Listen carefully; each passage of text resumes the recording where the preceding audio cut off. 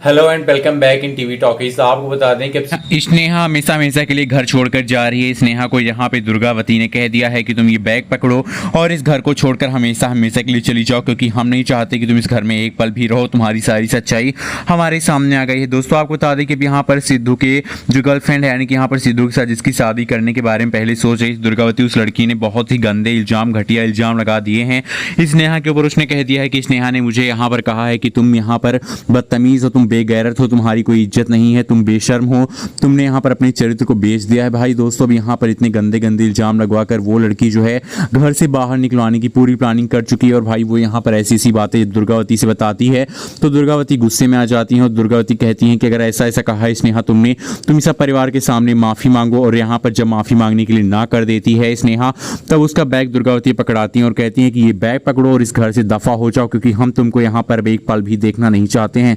तुमने हमारे घर की मेहमान के ऊपर ऐसी सी बातें कही। अरे तुमसे पहले हम अपनी बेटे की शादी सी लड़की से करवाने जा रहे थे, वो तो तुम्हारी ही पता नहीं कहाँ से तुम्हारी माई की ये चाल थी और तुम्हारी ऐसी चाल जो तुमने हमारे बेटे सिद्धू को अपने बस में कर लिया। दोस्तों अब यहाँ पर दुर्गावती को तो ऐसा ही लगता है कि भाई जो स्नेहा है वो भी यहाँ पर सबसे बड़ी दुष्ट है और उसने यहाँ पर उनके बेटे को अपने बस में कर लिया है। लेकिन दोस्तों ये बात बिल्कुल ही गलत है। दुर्गावती को जो लग रहा है वो बहुत ही बड़ा झूठ है, क्योंकि दुर्गावती जो सोचती है वैसा है ही नहीं। लेकिन अब स्नेहा भी यहाँ पर बिना कुछ कहे सुने यहाँ पर घर छोड़कर जाने की कोशिश करेगी और फैसला कर लेगी। लेकिन बीच में सिद्धू आ जाएगा और सिद्धू कहेगा कि माँ ये लड़की झूठ बोल रही है, स्नेहा जी ऐसा कह ही नहीं सकती हैं, क्योंकि स्नेहा जी एक बहुत ही समझदार और यहाँ पर इंटेलिजेंट औरत हैं। वो इस किसी के बारे में ऐसी उसके चरित्र के बारे में, उसकी इज्जत के बारे में ऐसा गलत कभी भी नहीं बोलेंगी। और ये सुनने के बाद दुर्गावती कहती हैं कि बाबू आज तुम फिर से इसकी बातों को मान रहे हो सिद्धू, इसलिए हम तुमको आज कुछ नहीं कहेंगे। अगर तुमको अपनी पत्नी को रोकना है तो रोको, लेकिन आज के बाद हम इसके साथ बोलेंगे भी नहीं।